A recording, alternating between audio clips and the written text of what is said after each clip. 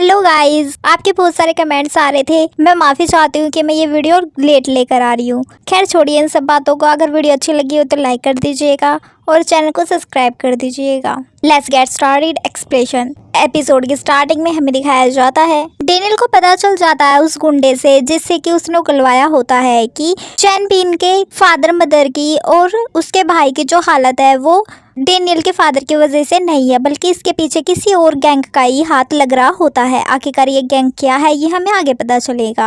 अब हमें चैन बिन का सीन दिखाया जाता है। उसके पास ओलिवर आता है जो कि ब्लैक बुक के लिए डेनियल के पीछे लगा हुआ था, लेकिन यहाँ पर चैन बिन उसे डबल हेड स्नेक कहकर इनकार कर देता है क्योंकि चैन बिन नहीं चाहता था कि वो डेनियल के साथ भी काम करे और उसके साथ भी काम करे, इसलिए वो उससे बात नहीं करता है।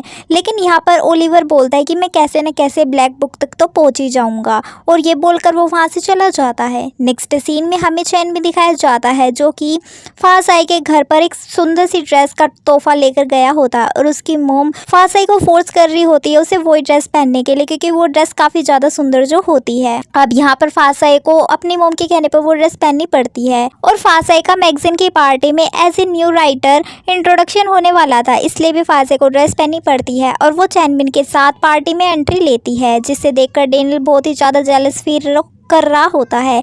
लेकिन यहाँ पर जो चैनबिन होता है उसने भी इस पार्टी में स्पॉन्सर दिया होता है as a VIP guest invitation के लिए, और वो एज ए वीआईपी गेस्ट इस पार्टी में आता है। यहाँ पर फासाई को डेनियल देखकर वही हैरेसमेंट वाली सीन याद आ जाती है, इसलिए वो चैनबिन का हाथ कस के पकड़ लेती है, जिस बात पर डेनियल काफ़ी ज़्यादा जेलस हो रहा होता है और उन्हें घूर रहा होता है। यहाँ पर फासाई के कोलिग्स ने भी उसकी काफ़ी ज़्यादा तारीफ की होती है। अब डेनियल उसे घूरता हुआ वहाँ से चला जाता है और इसके बाद जब डेनियल का मूड ख़राब होता है तो वो सारा गुस्सा कोलिग्स के ऊपर निकाल देता है क्योंकि मैगजीन कंपनी वालों ने फासाई के जगह किसी और कोऑर्डिनेटर को उसके पास भेज दिया होता है, जिसके पास सारा गुस्सा निकल जाता है और वो लड़की बोलती है कि फासाई तुम ही डेनियल को हैंडल कर सकती हो और तुम ही उसकी अच्छी कोऑर्डिनेटर बन सकती हो, इसलिए प्लीज़ वापस आ जाओ और काम हैंडल कर लो। यहाँ पर फासाई काफ़ी डरती हुई और घबराती हुई धीरे धीरे डेनियल के रूम के अंदर आती है और ऐसे ही डरते हुए वो सारे इवेंट का प्रोग्राम होता है वो डेनियल को बता रही होती है, लेकिन डेनियल का ध्यान उसकी बातों पर नहीं होता है, बल्कि वो तो कुछ और ही सोच रहा होता है। अब डेनियल फासाई को हाथ पकड़कर नीचे बिठा लेता है। फासाई बोलती है कि हरगिज़ भी ऐसा कुछ करने की कोशिश मत करना क्योंकि अगर मैं चिल्लाऊंगी तो बाहर चैनबिन और चैनबिन के आदमी भी अंदर आ जाएंगे। और लेकिन यहाँ पर डेनियल उसे किस कर लेता है और बोलता है कि मैं चाहता हूँ तुम आखिरी पल तक मुझे याद करो, और यहाँ पर फासाई चिल्लाती भी नहीं है। दूसरी तरफ एक और चुड़ैल डॉक्टर क्वान है वो अंदर आ जाती है। डेनियल फासाई को जेलस कराने के लिए डॉक्टर क्वान के साथ टाइम स्पेंड करने का बोल देता है। अब फासाई यहाँ पर एक सुंदर सी लव पोएट्री गाकर इस मैगजीन की पार्टी की ओपनिंग करती है जो कि डेनियल और उसकी लव स्टोरी के ऊपर होती है, और डेनियल भी इस बात को समझ गया होता है। यहाँ पर जब डेनियल और डॉक्टर क्वान स्टेज पर होते हैं तभी कोई शूटर आकर वहाँ पर गन से फायर कर देता है, लेकिन यहाँ पे भी हमें गैंगस्टर की अच्छी खासी लड़ाई देखने को मिलेगी, लेकिन वो गोली सीधा जाकर डॉक्टर क्वान को लग जाती है और यहाँ पर दोबारा से गोलीबारी स्टार्ट हो जाती है। एक समय ऐसा आता है जब चैनबिन डेनियल के ऊपर फायर करने वाला होता है, लेकिन वो डेनियल के ऊपर फायर नहीं करता बल्कि जो उसके पीछे गुंडा खड़ा हुआ होता है उस गैंगस्टर को मार देता है जो कि डेनियल को मारने के लिए आया था। यहाँ पर ये सारी जो साजिश थी वो टियान कोंग की थी। दरअसल जब वो डेनियल को मारने की प्लानिंग कर रहा था तो ये सारी बात चैनबिन के भाई ने भी सुन ली होती है। डेनियल को यहाँ पर पता चलता है कि जिस गैंग ने हमला किया था वो कोई गैंग से जुड़ा हुआ नहीं था, ना ही उनकी बॉडी पे किसी तरह के टैटू बने हुए होते हैं। चैनबिन यहाँ पर आकर अपने राइट हैंड से पूछता है कि ये सब तुमने तो नहीं किया, लेकिन वो साफ साफ इनकार करते हुए बोलता है कि डेनियल के और भी काफ़ी सारे दुश्मन है तो शायद उनमें से किसी ने ये काम किया हो, लेकिन मैंने नहीं किया है। दूसरी तरफ डॉक्टर आंट ये सारी न्यूज़ टीवी पर देखकर सुबह ही सुबह फासाई के घर पर आ जाते हैं और उसके मोम डैड को यानी कि नमक सारी चीज़ लगाकर ये सारी बातें उसके पेरेंट्स को सुनाते, जिस पर कि उसकी मोम को तो पहले ही डेनियल के ऊपर शक होता है और वो उसे पसंद नहीं करती है, और अब तो उन्हें बहाना मिल गया होता है। लेकिन फासाई भी एक्सेप्ट कर लेती है, हाँ वो गैंगस्टर है लेकिन ये सब उसके पापा ने शुरू किया था, वो तो अब इन सारी चीज़ों को लीगल काम में यूज़ कर रहा अपनी पावर्स को और अपने बंदों को।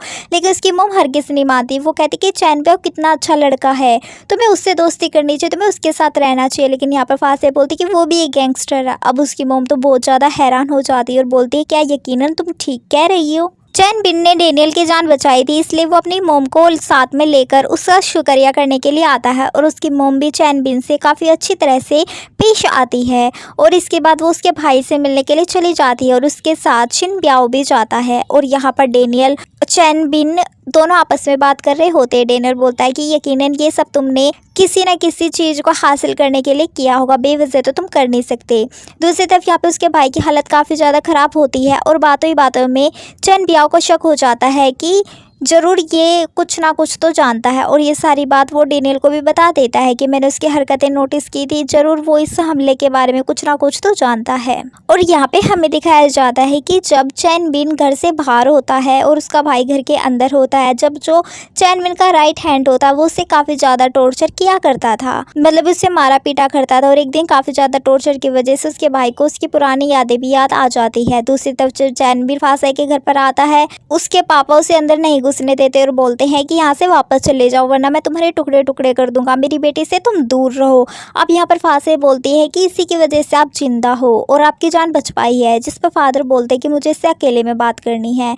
और फादर बोलते हैं कि तुमने ज़रूर फासे से कुछ ना कुछ तो इसके बदले मांगा होगा, क्योंकि ये जो दुनिया है ये बहुत ही जालिम है और बिना मतलब के कोई भी किसी की मदद नहीं करता। लेकिन यहाँ पर चैन भी काफ़ी हैंडसम और डैसिंग तरीके का परिचय देते हुए बता देता है कि हाँ, मैंने फासाई से ब्लैक बुक लाने के लिए कहा था जो कि डेनियल के पास है। ये सुनकर ही फादर उसे एक चमाट लगा देते हैं, जिससे दूर खड़ी फासाई और उसकी मोम भी देख रही होती है। लेकिन यहाँ पर चैन बिन उसके पापा के चमाट के बदले कोई भी जवाब नहीं देता और बोलता है कि मैं आपकी बेटी से प्यार करता हूँ और मैं उसे हमेशा खुश रखूँगा, बस मुझे उसके दिल में जगह चाहिए और मैं चाहता हूँ आप भी इस बात को एक्सेप्ट कर ले। लेकिन उसके फादर बोलते हैं फासाई तुम्हें हरगिज़ भी एज ए लाइफ पार्टनर स्वीकार नहीं करेगी, सिर्फ तुम सपने देखते रहो।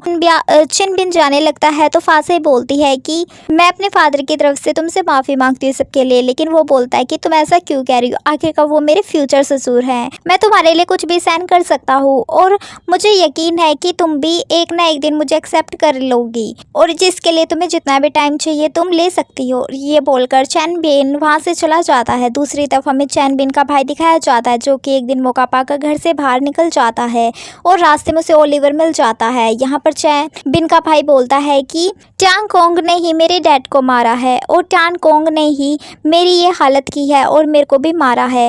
लेकिन यहाँ पर तभी टांग कोंग आ जाता है और उसे एक इंजेक्शन लगाकर घर पर ले आता है। लेकिन ओलिवर भी उसके पीछे आ जाता है और बोलता है कि मैं सब कुछ जान चुका है, ये सब आखिरकार तुम क्यों कर रहे हो। यहाँ पर अब टांग कोंग बताता है और यहाँ पे हमें भी पता चलता है कि आखिरकार वो क्या दुश्मनी निकाल रहा है। दरअसल वो अनाथ था जिसे कि चैन बिन के डैड ने पाला और पोसा था, लेकिन वो चाहता था कि वो व्हाइट टाइगर टीम को कैरी करे क्योंकि चैन बिन और उसका भाई इतने ज्यादा कैपेबल नहीं थे जो कि उसकी टीम को लीड कर सकते थे। और चैन बिन का भाई तो काफी ज्यादा उसकी इंसल्ट भी कर दिया करता था जो कि उसके बर्दाश्त से बाहर थी। यहाँ पर हमें अब ब्लैक बुक रिकॉर्ड का भी बताया जाता है कि आखिरकार वो क्या है।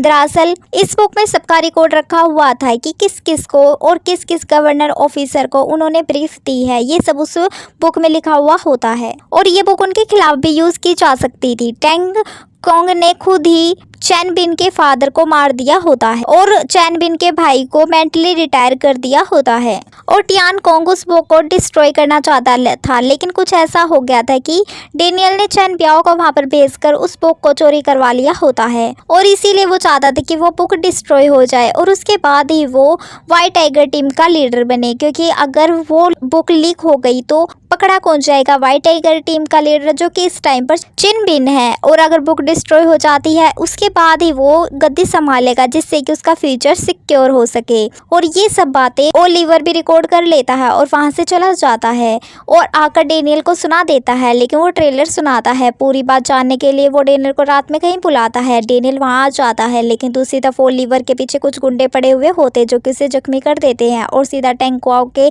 अड्डे पर ले आते हैं। यहाँ पर टांग कोंग उसके साथ बहुत ही ज्यादा बुरा सलूक करता है। दूसरी तरफ जहाँ डेनियल इंतजार कर रहा होता है वहां पर उसके फादर आ जाते हैं। डेनियल हैरान था कि मेरे फादर को इस सब बातों की खबर कैसे लग गई, लेकिन वो बोलता है कि आखिरकार मैं तुम्हारा बाप हूँ और मैं चाहता कि तुम इन सब चक्रों में मत पड़ो कि चैन बिन के पेरेंट्स और उसके भाई की हालत ही कैसे है और उनके पेरेंट्स को क्यों मारा था, कैसे मारा था, इन सब से तुम दूर रहो और घर चलो। इसके बाद उसके फादर टांग कोंग को कॉल करते हैं, यानी कि यहाँ पे हमें पता चलता है कि उसके फादर टांग कोंग के टच में भी रहते थे और इसीलिए उनको हर चीज़ की खबर होती रहती थी। यहाँ पर मैगज़ीन के कवर पर डेनियल और डॉक्टर क्वान की फ़ोटो होती है, जो कि उनकी मैगज़ीन काफ़ी ज़्यादा पसंद की जाती है और फेमस हो जाती है। ये सारी कॉलीग्स ये सब बात बताने के लिए बॉस के रूम में जाती है, लेकिन उसके बॉस रस्सी लेकर टेबल के ऊपर चढ़े हुए होते हैं। ये सब सोच रही होती है कहीं कल रात के पार्टी के हादसे के मारे ही तो सदमे में बॉस नहीं पहुंच गए हैं और सुसाइड करने का तो नहीं सोच रहे। जैसे तैसे करके बॉस को नीचे उतारती है और बॉस कहता है कि मैं तो ये सिर्फ बैल लटका रहा था, खुद नहीं लटक रहा था।